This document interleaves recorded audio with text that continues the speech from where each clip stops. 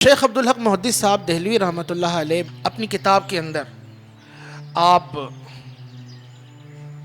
ایک مقام پر سرکار دو عالم صلی اللہ علیہ وسلم کے علم کا بیان فرماتے ہیں۔ وہ حدیث میں تھا، اس میں آیا کہ اللہ نے اپنے رسول کو زمین اور آسمان دکھائے۔ پھر اس کی شرح میں آپ لکھتے ہیں، کہتے ہیں اس کا مطلب یہ ہے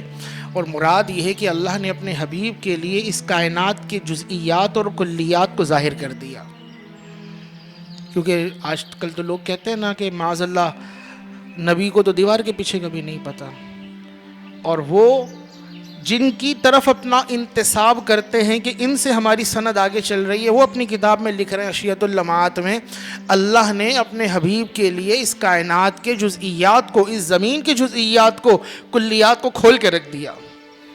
رسول اللہ نے دنیا میں ہی جنت کا مشاہدہ فرما لیا، اور کسی کو اس میں تعجب کیوں نہ ہو۔ حضرت موسیٰ جو عرض کرتے رہے، اے مالک میں تجھے دیکھنا چاہتا ہوں، کائنات تو میں نے دیکھی ہے،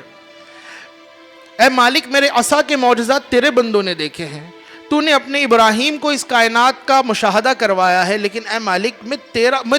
تیرا دیدار کرنا چاہتا ہوں۔ لیکن وہ دیدار تو خاص تھا۔ جب سرکار دو عالم صلی اللہ علیہ وسلم کو معراج پر بلایا گیا تو کل کائنات تو آپ کے قدموں کے تحت ہے ہی، اور پھر جب آپ مقام قاب قوسین میں پہنچتے ہیں، اور پھر وہ مقام جب آتا ہے کہ رب تبارک و تعالی آپ کو اپنا دیدار عطا کرتا ہے، تو اسی کو تو امام جھوم کر فرماتے ہیں، اور کوئی غیب کیا تم سے نہا ہو بھلا، جب نہ خدا ہی چھپا تم پہ کروڑوں درود۔